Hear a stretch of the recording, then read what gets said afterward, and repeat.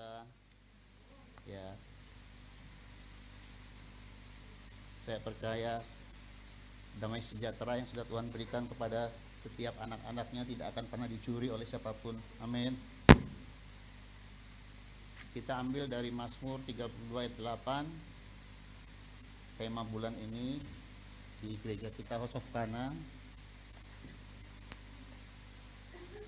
Aku hendak mengajar dan menunjukkan kepadamu jalan yang harus kau tempuh. Aku hendak memberi nasihat, mataku tertuju kepadamu. Amin.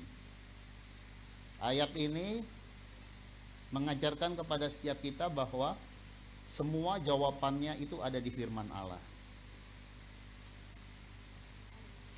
Ya, di ayat yang barusan kita baca, bahwa semua jawabannya, ya, tadi coba Pak Hendro. Nah, ini ya. Allah kita Bapa di surga hendak mengajar, menunjukkan jalan yang harus kita tempuh dan hendak memberi nasihat. Itu semua jawabannya ada di firman Allah, yaitu Yesus. Firman Allah itu Yesus. Siapa Yesus? Firman Allah. Siapa itu firman Allah? Yesus. Yesus itu dikatakan di Ibrani 1 ayat 3 adalah cahaya kemuliaan Allah dan gambar wujud Allah. Karena Allah Bapa di surga itu tidak bisa terhampiri oleh siapapun dengan kemahakudusannya. Dia hanya berupa sinar. Tidak bisa kita lihat wujudnya. Melalui siapa? Yesus. Tadi Pak Hendro jelas ya, dikatakan Yesus adalah cahaya kemuliaan Allah. Jadi kalau mau tahu Bapa itu gimana? Ya Yesus. Yesus itu apa tadi? Firman. Jadi kita bisa menemukan cahaya kemuliaan Allah itu melalui firman.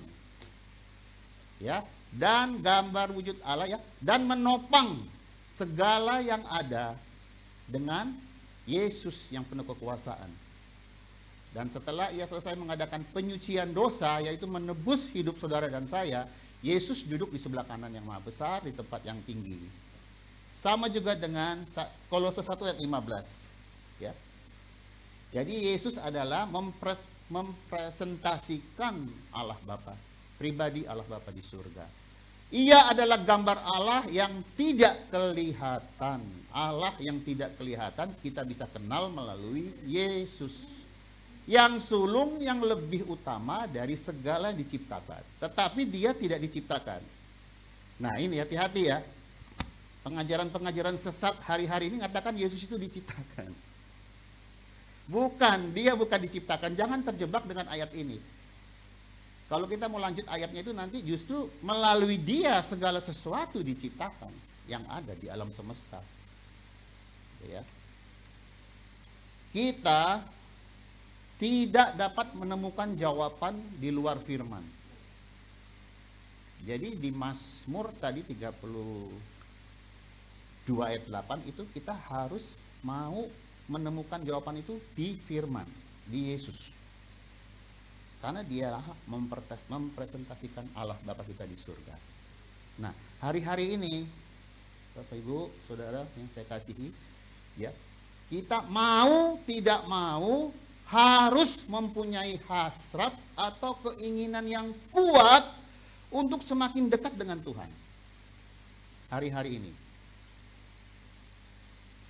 Melalui kelompok yang sehat di tempat ini ya, wadah yang sudah Tuhan sediakan, maupun secara pribadi di rumah masing-masing. Ibadah itu bukan cuma sekedar di minggu 2 jam duduk manis atau sharing-sharing firman, ya khotbah lah orang mau bilang apapun itu, tapi setelah pulang dari sini sudah nggak ada lagi bersekutu dengan Tuhan. Bukan begitu kekristenan. Kekristenan kita sekarang hari-hari ini ya harus mempunyai hasrat dan keinginan yang kuat untuk semakin dekat dengan Tuhan. Kenapa? Alasannya kita lihat, saya beri subtema bulan ini, minggu ini maksud saya, Tuhan bicara untuk tetap bertahan. Saya ulangi, tetap bertahan. Di ayat 13 dari Injil Matius 24. Tetap bertahan. saudara dan saya pasti sudah sering baca ini. Ini menceritakan, Yesus menceritakan tentang akhir zaman ya. Di penghujung akhir zaman kita sedang hidup sekarang. Tetapi orang yang bertahan sampai pada kesudahannya akan selamat. Berarti kesimpulannya banyak yang tidak bertahan. Mundur dari Tuhan. Gak ada Tuhan-Tuhanan. Capek ikut Tuhan. Kalau kita mau jujur, kita ini hari lepas hari rutinitas ya. Bener gak? Rutinitas hidup itu. Bangun pagi, ya. Mungkin yang istri-istri masih menyediakan sarapan buat suaminya. Yang suami mungkin siap-siap bekerja. Nanti pulang kerja, ya me time sama keluarga, terus siap mau tidur, ya, terus besoknya, ya gitu. Rutinitas hidup itu seperti itu, saudara. Nah, bagaimana kita bisa mewarnai hidup kita supaya kita mempunyai suatu gairah ya di dalam menjalani hari-hari ini ke depan yang kata firman semakin jahat. Di luar sana semakin jahat. Kalau kita tidak bisa bertahan, kita tidak akan selamat. Kurang lebih doa malam hari Selasa sebulan yang lalu ya, tutup bulan doa malam Selasa, saya datang sendiri karena pas Ibu Tri kerja.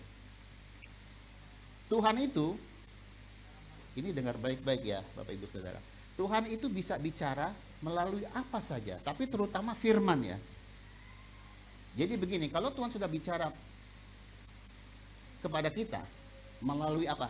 Contohnya benda, bisa benda. Tapi jangan keluar dari firman. Itu intinya. Makanya kita harus bisa bukan menguasai firman, tapi kita tahu gitu loh, isi Alkitab ini tuh apa. Jadi waktu itu saya duduk di dekatnya Bu Surya, saya waktu itu lagi duduk situ. Terus Tuhan bilang, lihat ini. Yang lagi sampaikan firman, saya lupa ya, Ibu Silvi atau siapa? Saya lupa. Terus Tuhan bilang, keadaan sekarang nih, umatku, apinya sudah mulai redup, bahkan mati. Lah, aku bilang ini kan mimbar Tuhan. Langsung Roh Kudus memberikan pencerahan begini. Tahu mesbah nggak? Oh ya tahu dong Roh Kudus. Belajar tentang mesbah. Nah ini saya akan bagikannya. Jadi untuk umat Allah hari-hari ini Tuhan katakan api penyembahan, mesbahnya dia secara pribadi itu mulai redup. Bahkan Tuhan bilang sudah mati. Ke gereja ya ke gereja. Apalagi yang tidak ke gereja, tapi tidak menjamin ya, tidak menghakimi. Kembali saya bukan hakim. Firman adalah hakim.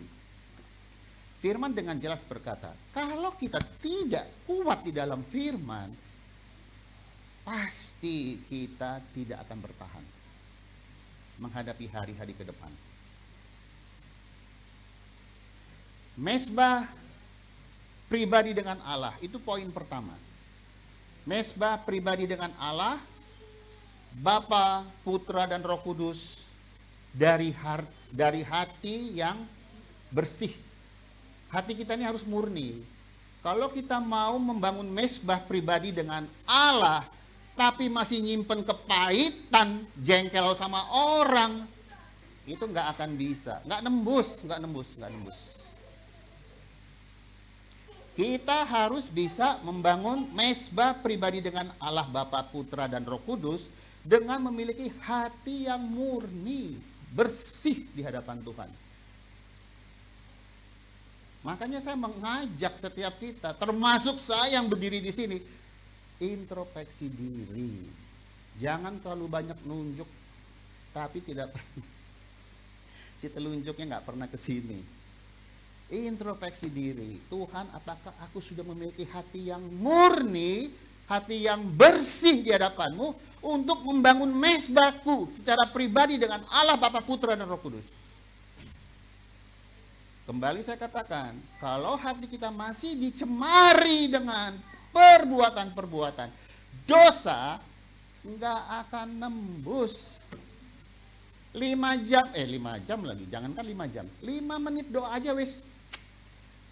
Kok suntuk ya doa aja, bosan.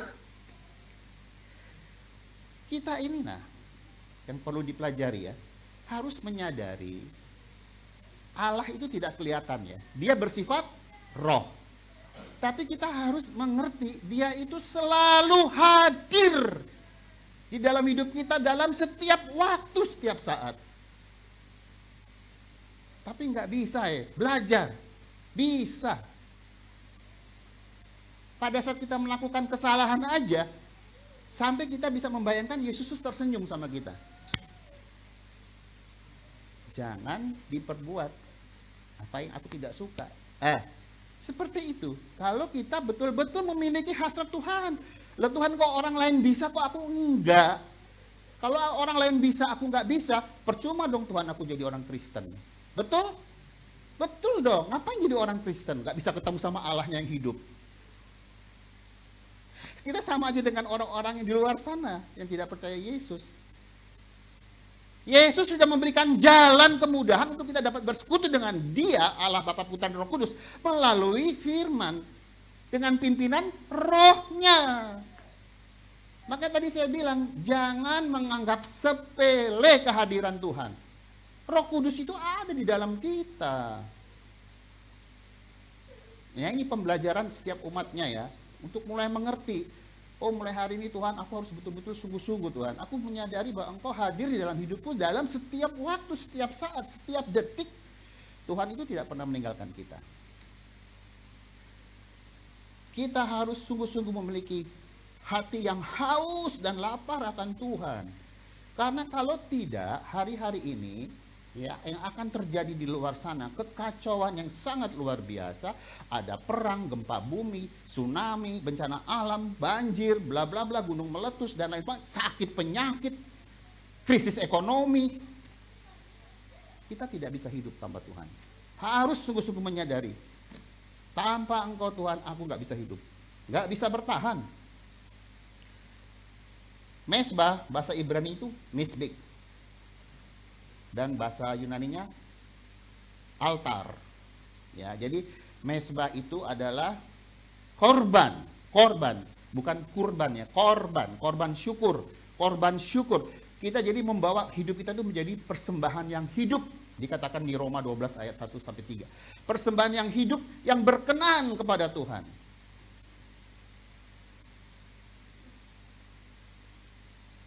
Saya rindu untuk setiap kita membangun mesbah pribadi setiap hari kepada Sang Pencipta kita. Mengenal Yesus lebih lagi, mengasihi Bapa, Putra, Roh Kudus lebih lagi dari segala yang ada. Karena yang kita nikmati sekarang di dunia ini, nanti suatu hari nanti akan kita tinggalkan. Hanya bersifat fana, sementara. Bukan berarti kita tidak perlu, jelas kita perlu. Tetapi orang-orang yang bersandar penuh kepada Tuhan dan mengandalkan Dia satu-satunya penolong bagi setiap kehidupan kita, penolong yang sejati, saya percaya kita akan dapat tetap bertahan. 1 Korintus 6 ayat 19. Udah, tolong Pak Indro. 1 Korintus 6 ayat 19. Atau tidak tahukah kamu bahwa tubuhmu adalah bait Roh Kudus? Wah, sudah ratusan kali Pak saya baca ini. Yang diam di dalam kamu, Roh Kudus yang kamu peroleh dari Allah, dan bahwa kamu adalah bukan milik kamu sendiri. Sekarang kalau kita sudah baca ayat ini ratusan kali, kok kayaknya kita tidak pernah peduli sama Roh Kudus. Ya tadi saya bilang, saya nggak mau mengajak untuk kita tuh nuduh sana nuduh sini, enggak. Introspeksi diri. Apakah saya sudah menyadari bahwa bait saya ini, tubuh saya ini bait Allah, tempat Roh Kudus tinggal. Roh Kudus yang sudah Allah berikan untuk dapat kita berkomunikasi dengan Roh Kudus. Bisa. Roh Kudus itu akan mengajarkan segala sesuatu yang sudah Yesus sampaikan melalui firman-Nya. Tanpa Roh Kudus di dalam kita, Walaupun kita sudah baca dari Kejadian sampai Wahyu, kita tidak akan dapat sesuatu apapun dari Tuhan. Kalau kita dapat pencerahan, ya, dapat sesuatu yang tersembunyi disingkapkan, itu semua karya Roh Kudus. Mulai hari ini, ayo sama-sama hargai Roh Kudus. Dia adalah satu pribadi yang mulia, yang peduli juga atas kehidupan kita sebagai tubuh Kristus. Di dalam Alkitab, hati itu berbicara tentang spiritual, kehidupan roh, ya. Jadi hati itu bukan seperti jantung yang memompa darah, ya. Itu bukan. Itu jantung organ tubuh. Ini hati yang di Alkitab itu yang tertulis hampir sebanyak 300 kali itu bersifatnya roh, ya, hati. Jadi makanya hati manusia itu ya harus betul-betul ya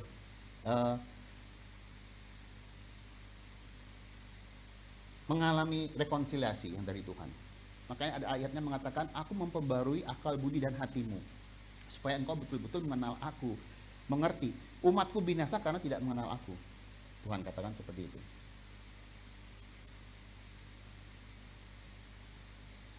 Jadi mulai hari ini dimulai dari hal yang kecil.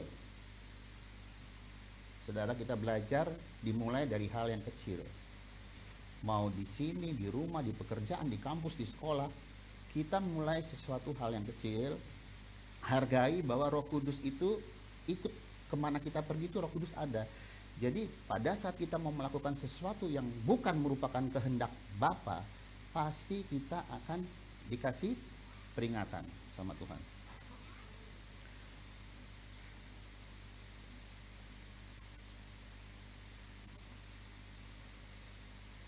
Di Roma 8 ayat 18 firman Tuhan. Roma 8 ayat 18.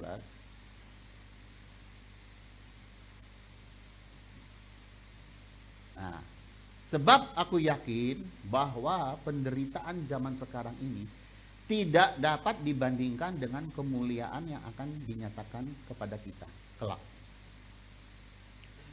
Kenapa saya mengatakan seperti itu? Karena hari-hari ini umat Allah, ya, pengikut Kristus itu diizinkan untuk mengalami penderitaan. Penderitaan ini adalah ujian untuk kita kedapatan bisa dewasa di hadapan Tuhan. Di 2 Korintus 4 ayat 7 dikatakan seperti ini. Rasul Paulus berkata, 2 Korintus 4 ayat 7 sampai 9. Firman Tuhan.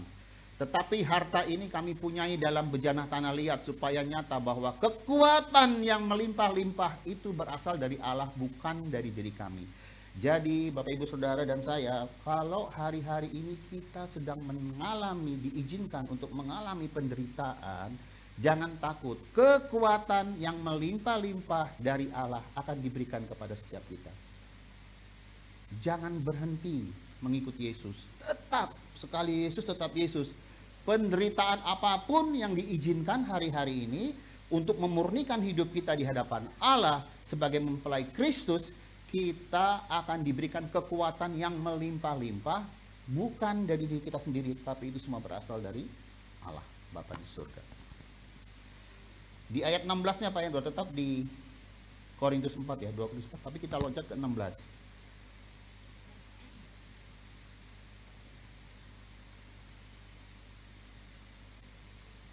Sebab itu kami tidak tawar hati, tetapi meskipun manusia lahiriah kami semakin merosot, namun manusia batinia kami diperbarui dari sehari ke sehari. Nah, ini kita berbicara ya, manusia lahiriah kita. Apalagi kalau yang udah di atas gocap ya, 50 tahun ke atas itu, manusia lahiriah kita ini semakin merosot kekuatannya. Tidak seperti muda dulu. Ini mau bersaksi sedikit ya. Saya ini sama Bu Tri ya, belakangan ini sakitnya gantian. Ini dia lagi batuk sekarang. Kalau saya dari sini pindah ke leher, sudah sembuh dua-duanya, lari ke belakang sini, sembuh sini, sekarang lari ke sini. Loh iya, ini serius. Saya bilang, Tuhan, aku tetap percaya akan perkataanmu. bahwa hanya Engkau yang sanggup menyembuhkan segala sakit penyakit tubuhku. Memang kita sakit, jangan bilang oh enggak kok, dalam Yesus aku enggak sakit kok. Betul, memang sakit. Tapi kita ada obatnya, Yesus. Perkatakan itu, perkatakan. Jadi manusia lahiriah kita memang semakin merosot karena kemakan usia. Tetapi secara batinnya, secara roh kita kuat di dalam Tuhan. Mati hidup dikuasai oleh lidah. Perkatakan firman. Siapa yang menggemakannya ya, dia akan memakan buahnya. Kalau kita menggemakan firman ya, kita akan makan firman, akan nyata. Tapi kalau kita bilang, kok sakitnya? Tuhan, aku ini sakit Tuhan. Tuh begini-begini, tapi tidak percaya, tidak memproklamasikan akan kemenangan Yesus di kayu salib, bahwa dia sudah menyembuhkan segala sakit penyakit apapun itu. Ya lain cerita kalau memang sudah waktunya pulang karena sakit ya juga ada sih ya. Jadi jangan terus oh berarti kalau gitu orang sakit pasti sembuh dong. Ya enggak juga, Tuhan juga bisa panggil kita melalui sakit begitu. Ada kan contoh beberapa tokoh Alkitab yang dipanggil Tuhannya melalui sakit.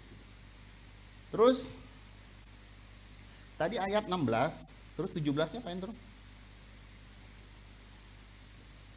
Sebab penderitaan ringan yang sekarang ini mengerjakan bagi kami kemuliaan kekal yang melebihi segala-galanya. Jauh lebih besar daripada penderitaan kita. Penderitaan kita ini sekarang gak ada seberapanya dibandingkan dengan kemuliaan kekal yang melebihi segala-galanya. Itu yang ngomong siapa? Yesus. Bukan saya. Ini Yesus. Maka tadi saya bilang, itu firman Pak. Ya iya, firman itu ya Yesus. Makanya saya bilang tadi, jawaban dari Mazmur 32 ayat 8, itu semua adanya di firman. Ini surat cintanya Bapa kita di surga. Ayo dong, mulai terus perdalam hari-hari ini loh, khususnya di Matius 24, itu sedang terjadi, sedang digenapi hari-hari ini. Kita ini adalah calon-calon mempelai yang akan diangkat bersama-sama. Bagaimana kalau kita tidak memiliki kehidupan yang kudus mau diangkat? Mustahil.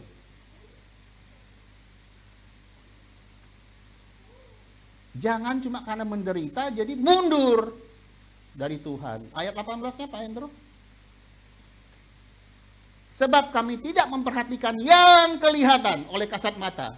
Jangan memperhatikan yang kelihatan kasat mata, melainkan yang tak kelihatan. Karena yang kelihatan adalah sementara, sedangkan yang tak kelihatan adalah kekal adanya. Jadi mari mulai sekarang kita memperkaya hidup kita juga dengan kekayaan rohani. Mulai mengenal Tuhan secara pribadi, mesbah pribadi dengan Tuhan. Katakan, Tuhan yang lain bisa, aku kok nggak bisa? Lah aku kan sama-sama anakmu Bapak. Kenapa? Itu kan menjadi satu pertanyaan besar. Untuk memulainya memang susah, tapi terus tembus itu awan kelabu, masuk dalam kemuliaan Bapa di surga. Pasti bisa, karena firman-Nya berkata, siapa yang sungguh-sungguh mencari aku akan menemukan aku. Masih nggak percaya? Bablasok. Yang ngomong Tuhan kok. Lah sekarang kita mau percaya dengan omongan siapa? Sama omongan Tuhan aja nggak percaya. Atau kitanya yang males? Ya salah sendiri. Terus di 2 Korintus 4 tadi kan tadi baru ayat 7 ya. 89-nya tadi bunyinya apa ya Pak Hendro? Kita belum baca ya. Maaf ya, mungkin kalau agak keras ya mungkin ya karena Tuhan juga negur saya agak Jadi maksudnya begini, kita ini hari-hari ini sudah nggak ada waktu untuk main-main. Untuk Tuhan ya maksudnya. Tapi kalau me time sama keluarga boleh lah. Ya toh, masa sekarang saya sama Putri nggak boleh jalan-jalan ke mall ya boleh. Tapi ya itu, pada saat kita pergi di satu tempat, kita harus sadar, oh ya Roh Kudus juga kan aku bawa ya, gitu loh. Oh iya ya, firman Tuhan mengatakan nggak boleh ini, nggak boleh itu. Jangan ditabrak, jangan bablas gitu, jangan. Nanti jadi kebiasaan, jadi habit. Udah mati rasa dengan Roh Kudus. Nih, lihat tuh, Paulus bilang tuh, ini untuk gereja Tuhan loh. Dalam segala hal, kalau kita ditindas, kita tidak akan terjepit. Kalau kita habis akal, kita jangan putus asa. Masih ada pengharapan di dalam Tuhan. Selama kita masih dikasih napas, masih ada pengharapan. Belum Pak Endro tadi? Apalagi Pak Endro? Sampai 9. Satu lagi Pak. Kami dianiaya namun tidak ditinggalkan sendirian. Siapa di sini yang sudah pernah dianiaya? Sudah? Belum ya? Lah itu loh. Kalaupun kita sedang menghadapi situasi kondisi sepertinya kita dianiaya, jangan takut. Tidak sendirian. Berarti ada siapa? Yesus. Ada rohnya. Rohnya itu yang di dalam kita dikatakan lebih besar daripada roh yang ada di dunia ini. Kenapa mesti takut? Kalau kita masih punya rasa takut, berarti kasih akan Bapa di dalam hidup kita belum sempurna. Ada ayatnya. Tapi kalau kasih Allah sudah sempurna dalam hidup saudara dan saya, pasti kita memiliki keberanian. Bukan dari diri sendiri, ingat ya. Tuhan yang memberikan kita. Ada gambar satu Pak Endro tadi. Nah, tolong. Ini saya sedikit kasih gambar aja. Nah ini ya, itu yang sebelah kanan kalau dari saya ya, itu dia sedang mengadakan perjalanan tuh, makanya ada tasnya kan. Nah itu menceritakan tentang kita. Kita ini di dunia ini sedang mengadakan perjalanan ya, seperti musafir dikatakan ya, membawa bekal lah itulah, tas sama ransel segala macam. Nah dia duduk manis sama gurunya, yang menciptakan dia, ya Yesus. Pernah nggak sih kita ngobrol-ngobrol sama Yesus seperti gambar ini? Boro-boro Pak, doa 5 menit aja ngantuk. Ini ilustrasi loh. Di taman yang indah. Bukannya saya mengajarkan untuk halusinasi. Beda banget. Kalau kita sudah mengenal satu pribadi yang telah menyelamatkan kita, rela mati di kayu salib untuk segala dosa-dosa kita, pastilah kita tahu caranya untuk menghormati dia dengan benar, untuk menyukakan hatinya dengan benar, untuk belajar menyembah Allah Bapa dalam roh dan kebenaran, bukan kekarep-karepnya dewe. Banyak orang Kristen tidak suka kebenaran, tetapi sukanya pembenaran. Kebenaran nggak suka saya, belenek. Tapi kalau pembenaran itu saya suka. Maksudnya apa? Pembenaran diri. Oh nggak apa-apa kok. Titik-titik nggak apa-apa. Tuhan kan maha pengampun. Pembenaran dia suka. Kebenaran moh. Biarlah kita bukan bagian yang suka pembenaran. Tetapi kita suka yang kebenaran. Yang ori. Jangan yang KW. Nah. Jadi tadi jelas ya, yang Tuhan katakan sudah hampir, sudah redup, bahkan sudah mati tuh apinya tuh. Banyak loh pengikut Yesus yang sudah redup apinya. Nggak ada rasa cinta lagi sama Yesus, nggak ada. Nggak ada.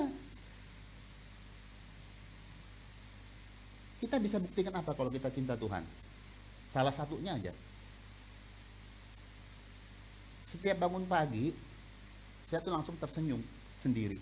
Saya bilang, selamat pagi Bapa, Tuhan Yesus, Roh Kudus. Terima kasih Engkau masih membangunkan aku. Terima kasih untuk rahmat-Mu, napas kehidupan, aku masih bisa bergerak.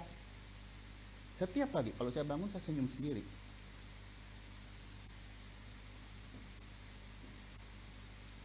Dan kerinduan saya adalah untuk terus belajar untuk ngerti sih arti kehidupan ini tuh apa ya Tuhan.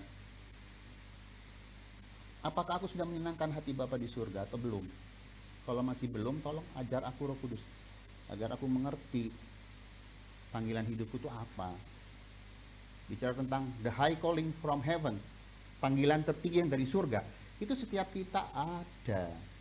Seperti musafir tadi, kita tuh hidup bukan cuma numpang lewat, bukan. Ada tujuan Tuhan yang harus kita selesaikan. Kalau kita nggak selesaikan, mandek, quit, berhenti untuk Yesus. Di Ibrani dikatakan Tuhan tidak kenang. Makanya kita harus bertahan, tetap bertahan. Sesulit apapun hidup kita, bertahan. Tuhan, aku tidak mau mundur, tidak mau berjalan di tempat, tapi aku mau terus maju bersama Engkau. Tantangan seberat apapun dalam hidup ini. Karena aku percaya tadi dikatakan kita tidak sendirian. Kekuatan yang berlimpah-limpah itu akan Tuhan berikan bagi setiap kita yang mengasihi Dia. Berbicara tentang mesbah pribadi. Sekarang poin kedua, berbicara tentang, saya katakan mimbar Tuhan, mimbar gereja. Ini kan Tuhan suruh kasih lihat ke sini nih. Ini kan mimbar Tuhan. Tuhan katakan, banyak sekarang gerejaku menyampaikan dari firman tuh dari mimbar, itu pengajaran-pengajaran sesat. Mereka menggunakan mimbar ini untuk menyesatkan umat pilihanku. Makanya kalau cari gereja tuh yang sehat. Salah satunya House of Fana. Amin? Iya dong. Harus percaya di sini yang keluar adalah pengajaran-pengajaran yang seturut dengan firman. Seturut dengan hati Bapa. Itu apa tuh? Yang dari mimbar yang harus disampaikan. Nih. Harus pertama berisi perintah dulu. Orang Kristen maunya cuma janji Tuhan, janjimu Tuhan. Kok hidupku susah Tuhan, janjimu mana? Senangnya janji tok. Perintah-perintahnya nggak pernah mau dilakukan. Kok enak ya? Itu Tuhan katakan, yang disampaikan dari mimbar, itu cuma janji-janji yang manis-manis tok, yang nyenang-nyenang kuping ini loh. Nanti sekalinya nggak terbukti, kecewa sama Tuhan. Mana Tuhan? Pengajarannya kan katanya janjimu, siapa yang menyembah Tuhan, datang kepada Tuhan Yesus, menjadi sultan, menjadi kaya, sehat secara tubuh, secara jiwa, secara roh. Laku ini sakit Tuhan. Ya tadi seperti saya bersaksi, nggak main-main sakitnya di sini nih. Untung Tuhan kirim Pastor Gary sama Bu Lydia. Bener sakit, saya mau duduk nggak bisa. Sampai Bu Tri bilang beli korset, korset tak? Aku bilang belum tuwek banget kok udah pakai korset. Tapi puji Tuhan betul ini sembuh. Makanya saya bilang begini, Tuhan, apapun yang boleh kau izinkan terjadi, ajar aku untuk bertahan. Karena aku tahu Tuhan, aku nggak sendiri. Engkau selalu setia menemani aku setiap langkah kakiku. Begitu. Jadi ingat ya baik-baik. Jangan kita tuh terlena dengan pengajaran orang yang berdiri di belakang mimbar. Wah, puji Tuhan, haleluya. Ya. Kaya, sehat. Wah, senang ya. Wah, ngikut Yesus tuh kok kayaknya enak bener ya, Bu ya. Tapi yang kita alami kok enggak ya. Nah, ini. Ya. Jadi, yang perlu diperhatikan, yang disampaikan dari mimbar haruslah berisi perintah, nasihat, teguran. Kalau kita nggak pernah ditegur, manja sama Tuhan. Kesalah titik, ngamuk sama Tuhan. Janji dan berkat rohani maupun jasmani. Itu harus diajarkan seimbang. Di 2 Korintus 6 ayat 16 sampai 17. 2 Korintus 6 ayat 16 sampai 17 firman Tuhan. Apakah hubungan bait Allah dengan berhala? Karena kita adalah bait dari Allah yang hidup menurut firman Allah ini. Kita ingat ya, kita ini bait Allah, hidup menurut firman, ya. Aku akan diam bersama-sama dengan kita semua, Allah Bapa di surga, Yesus Kristus Tuhan dan Roh Kudus, ya, dan hidup di tengah-tengah kita. Dan Tuhan akan menjadi Allah kita dan kita akan menjadi umat Allah. Terus 17-nya Tuhan berjanji. Sebab itu, nah setelah Tuhan berjanji tadi ya, Tuhan katakan, keluarlah kamu dari antara mereka. Dari siapa? Pengajaran-pengajaran yang tidak sehat. Bagaimana saya bisa membandingkannya ya Tuhan? Makanya saya bilang, mesbah pribadi dulu sama Tuhan. Kalau kita sudah memiliki, membangun hubungan intim dengan Yesus melalui rohnya, kita akan mengerti, itu nggak benar. Pengajaran itu nggak benar. Sesat. Kalau kita nggak dekat sama Tuhan, amin, amin. Beri sorak-sorai, haleluya. Padahal sama sekali Tuhan katakan tadi apa? Yang diajarkan? Kesesatan, pembenaran. Bukan kebenaran, pembenaran. Aku ngajar begini, apa motivasinya? Supaya aku banyak duit, diberkati jemaat. Aku diidola-idolakan. Wah, hamba Tuhan, hebat. Motivasinya sudah miring, bablas sama sekali. Di 2 Timotius 3 ayat 16-17, ini sudah berapa kali kita baca juga di sini ya. Jelas, jadi firman Tuhan berkata seperti ini. Yesus ngomong ya, melalui para rasul dan murid-muridnya. Segala tulisan yang diilhamkan Allah oleh rohnya ya. Allah mengilhamkan Alkitab ini, yang nulis ini manusia betul. Tapi manusia itu mendapatkan pengilhaman dari Roh Kudus. Nggak ngarang-ngarang. Makanya dari Kejadian sampai Wahyu ada benang merahnya. Di mana sekarang ada buku atau kitab yang dari Kejadian atau dari awal sampai akhir ada benang merahnya. Ya cuma Alkitab. Kok bisa ditulis ratusan tahun dengan orang-orang yang berbeda, tapi kok nyambung? Karena mendapat pengilhaman dari Roh Kudus. Tadi tugasnya apa tuh? Si Pak Hendro, si Firman. Mengajar, menyatakan kesalahan, memperbaiki kelakuan, mendidik orang dalam pembenaran apa kebenaran? Kebenaran. Jadi mulai hari ini, setiap saudara dan saya masih suka membenarkan diri. Stop ya. Gambar kedua Pak Hendro. Ini saya lagi kasih gambar. Itu. Ya. Sekuat-kuatnya kita, ya, pasti satu hari, satu saat kita diizinkan untuk jatuh. Misalnya mengalami situasi kondisi yang rasanya kita hidup ini kok rasanya kok begini, berat Tuhan, terjepit, terhimpit. Tadi seperti di Petrus ngomong di Korintus ya. Tapi ingat, Tuhan itu tempat kita mengadu dan berseru. Datangnya jangan ke hamba Tuhan dulu ya. Ke hamba Tuhan ya harus nanti setelah itu. Yang mungkin kita anggap lebih rohani ya. Bapak rohani kek, kakak rohani kek, apapun sebutannya, boleh. Tapi yang pertama kita datangin siapa? Yesus. Duduk. Berlutut di kaki Yesus. Katakan keluhanmu. Sampaikan keluhanmu. Firman Tuhan di Mazmur katakan, tempat kita berlindung dan mengadu, itu adalah firman. Jadi kalau mau datang tuh jangan ke manusianya dulu. Firman, pertama tuh firman C. Kalau dari firman kita nggak dapat jawaban, maksudnya kok, aduh Tuhan kok masih belum ada pencerahan Tuhan. Barulah, kita digerakkan, ini kan bapak rohani saya, ini kan kakak rohani saya. Boleh kita share. Ini solusinya gimana ini? Saya ngalamin seperti ini dan lain sebagainya. Jadi tidak ada satu penderitaan pun yang dapat tidak diselesaikan oleh Yesus. Pasti setiap permasalahan hidup yang Tuhan izinkan itu ada jalan keluar. Ada pintu keluarnya, ada. Nggak mungkin. Selama kita mengandalkan Tuhan ya. Kan jelas Yeremia berapa ayat 17 itu dikatakan, berbagailah orang yang mengandalkan Tuhan, terkutuklah orang yang mengandalkan dirinya sendiri dan kekuatannya sendiri.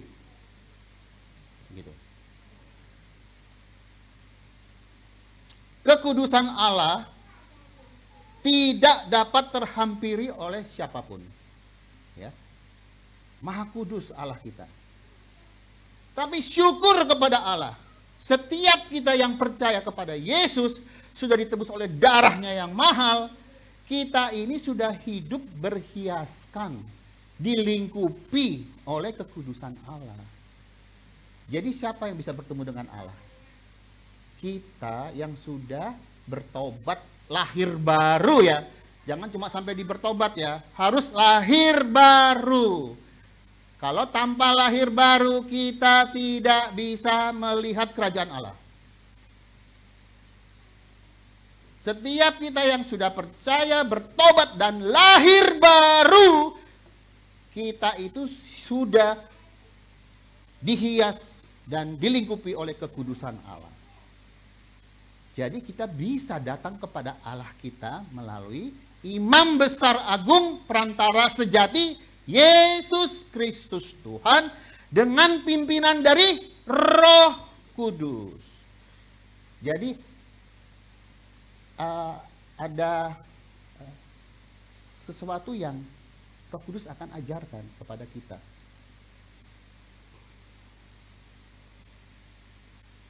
Pertama kali saya pelayanan 2006. Itu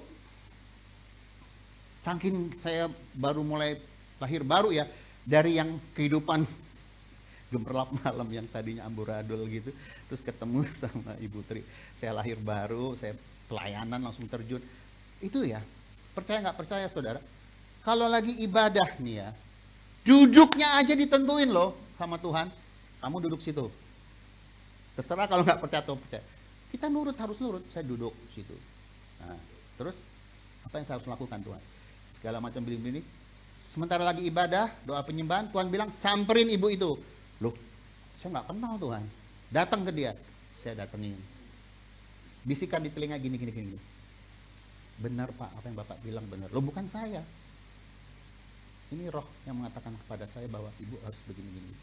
Jadi seperti itu. Kalau kita memiliki kerinduan, waktu itu benar-benar saya rindu sama Tuhan. Wah, saya bilang, Tuhan, aku sudah mau bertobat sungguh-sungguh, tapi kalau aku tidak bisa bicara ngobrol sama Engkau, apa gunanya Tuhan? Memang ini firman kita harus baca terus, hari lepas hari kita baca.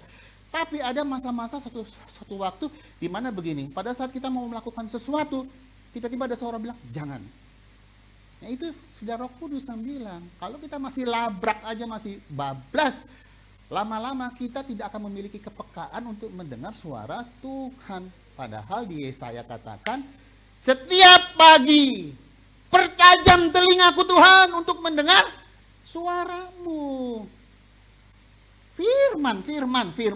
Pokoknya tadi saya bilang, kalau yang dari Tuhan keluar dari firman itu bukan Tuhan. Hatimu sendiri yang berbicara atau dari bapak si pembohong itu loh. Si iblis yang bisikin.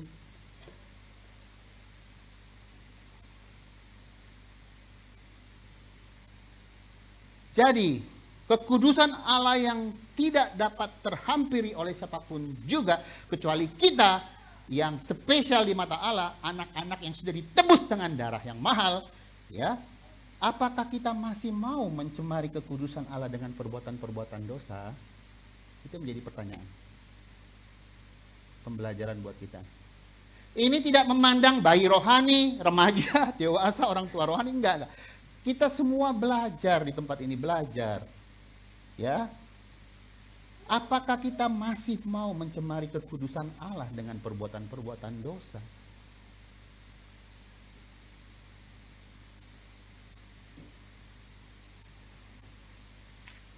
Saya diingatkan satu ayat, tapi nggak usah buka, saya aja yang baca.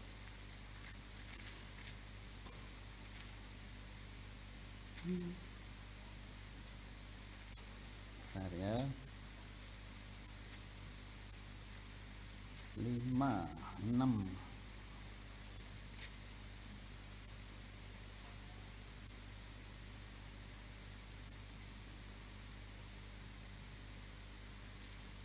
Nih.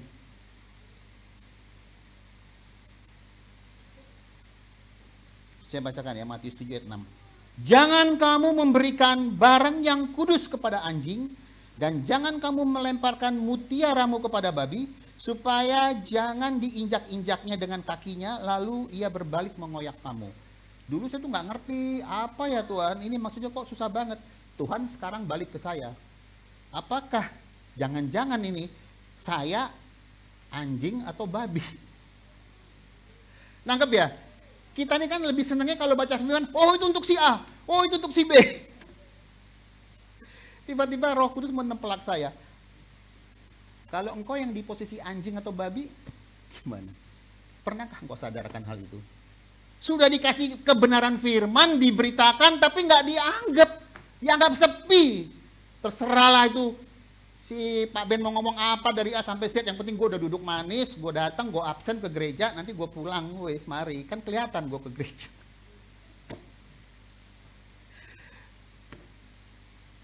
Sudah bukan waktunya untuk bermain-main dengan dosa. D-O-S-A. Bertobat, Tuhan katakan.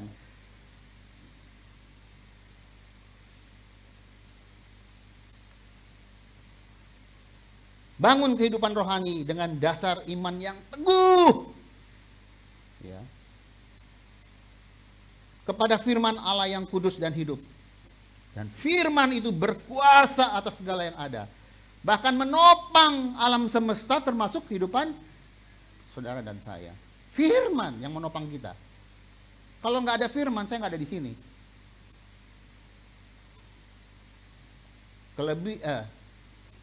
Seperti tadi saya katakan di awal.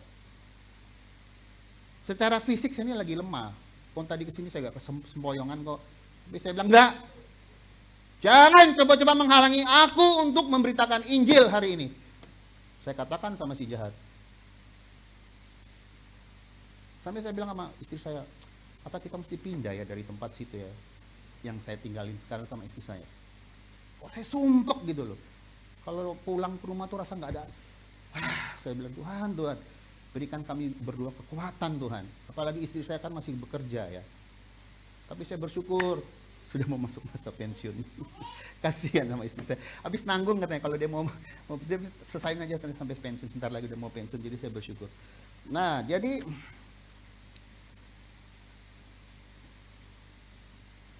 jangan mudah diombang-ambingkan dengan pengajaran-pengajaran yang menyesatkan dari mimbar. Tidak menjamin orang berdiri di belakang mimbar itu memberikan pengajaran yang sehat. Jadi hari-hari ini kita harus memiliki intelligence spiritual. Roh yang cerdas. Agar kita tidak mudah tertipu oleh si jahat. Karena Yesus sendiri berkata di Matius 24 dan 25. Seandainya mungkin orang-orang percaya pun akan terseret. Makanya Yesus akan mempersingkat waktunya. Tapi nanti ada yang ngolok-ngolok. Dari dulu kok Tuhan kamu bilang mau datang. Mana? Jangan didengerin. Tuhan belum datang karena dikatakan oleh firman Yesus Kristus. Masih ada kesempatan untuk bertobat. Agar banyak yang diselamatkan. Itu ada kuota. Di Kisah Para Rasul dikatakan, itu ada kuotanya. Kalau kuotanya sudah penuh, baru Yesus datang. Nah sebelum kuota ini penuh, ayo keluarga kita bawa. Jangan sampai kuota udah penuh, keluarga kita masih ada yang belum percaya, kasihan. Ini saya terus berjuang untuk keluarga dari istri saya, keluarga saya juga ada yang juga sudah meninggalkan iman ya, maksudnya ikut suaminya gitu. Jadi saya juga terbeban, Tuhan tarik roh mereka, bawa jiwa mereka kepada Tuhan, masuk ke dalam hadirat Tuhan untuk doakan mereka siang dan malam. Konklusi dari Yesaya 42 ayat 17, itu baca sendiri di rumah karena panjang. Yesaya 42 ayat 1 sampai 17. Jadi gini, kita sekarang ini harus menyadari bahwa semua yang ada di seluruh muka bumi sedang berkejaran dengan waktu. Kita ini sedang berkejaran dengan waktu. Jangan sampai kita terjebak di rutinitas yang membawa kita semakin jauh dengan Tuhan.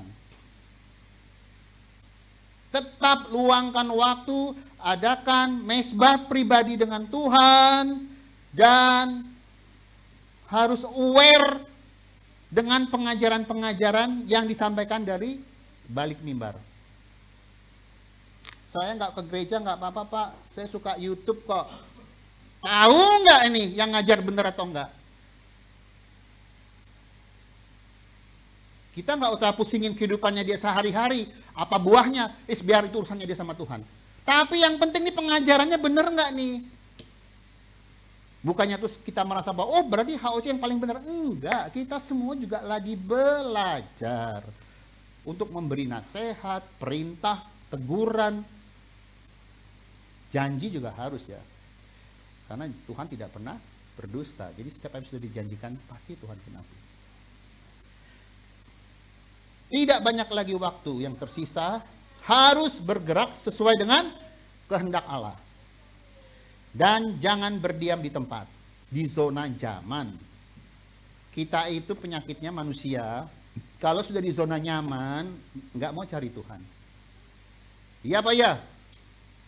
Nanti kalau sudah kebentuk masalah, Tuhan, tolong Tuhan. Dipulihkan. Zona nyaman lagi, baik Tuhan. Dapat lagi masalah, Tuhan, aku percaya dulu Engkau sudah nolong aku, pasti sekarang nolong aku Tuhan. Pulihkan, baik Tuhan. Gitu aja kehidupan rohaninya, itu namanya apa? Stagnasi. Nggak ada kelihatan, grafiknya itu naik tuh nggak ada. Naik, jatuh sedikit boleh lah, naik, jatuh sedikit boleh. Jangan naik jatuh, naik jatuh, naik jatuh. Mau sampai kapan? Sampai masuk peti mati. Maaf ya, sekali lagi ya.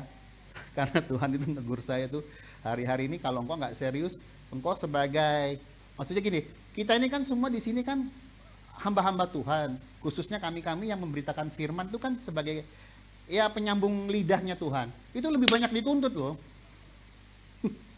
Jangan cuma pandai ngomong di mimbar kau. Buktikan!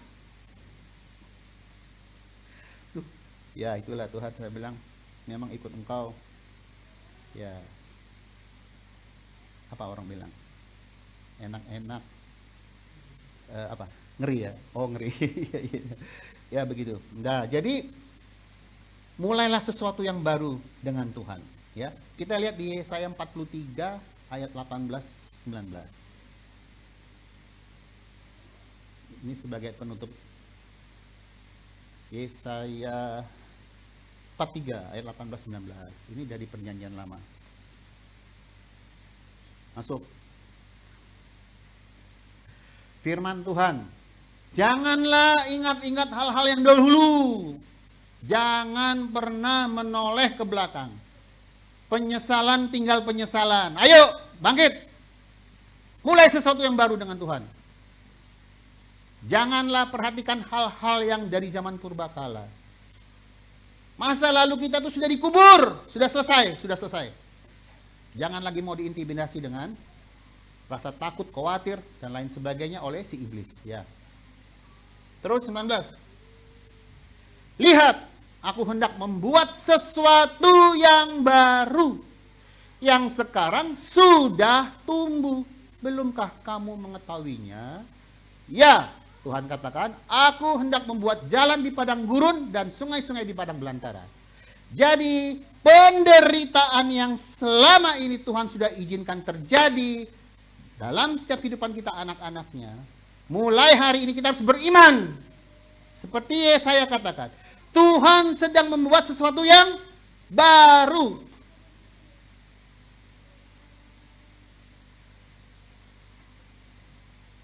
Yang rasanya nggak mungkin, pasti bisa dalam nama Yesus.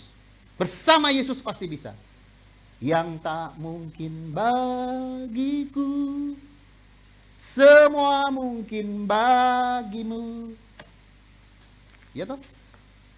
Jadi itu yang saya sampaikan hari ini, biarlah setiap kita boleh mendapat berkat dari Tuhan dan mengerti bahwa hari-hari ini Tuhan katakan jangan sampai api kita itu redup atau bahkan mati. Karena itu terjadi banyak di luar sana anak-anak Allah yang sudah percaya Yesus. Apinya itu sudah mulai redup, bahkan mati.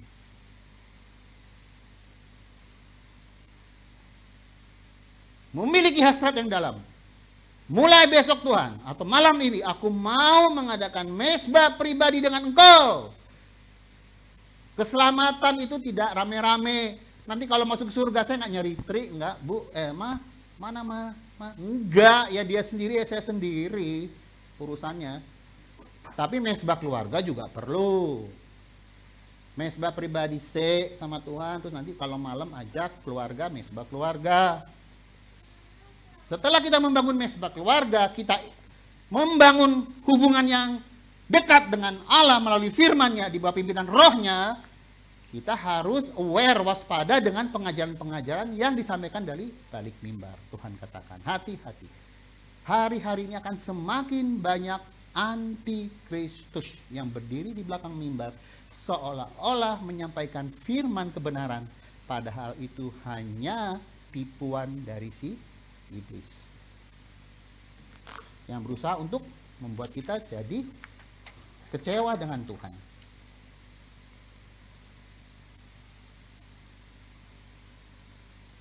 Kecewa dengan Tuhan karena penderitaan hidup dan apa yang dialami dalam hidup tidak sesuai dengan yang diinginkan. Terlalu banyak dapat janji dari mimbar, nggak terbukti, wes ngambek deh Tuhan.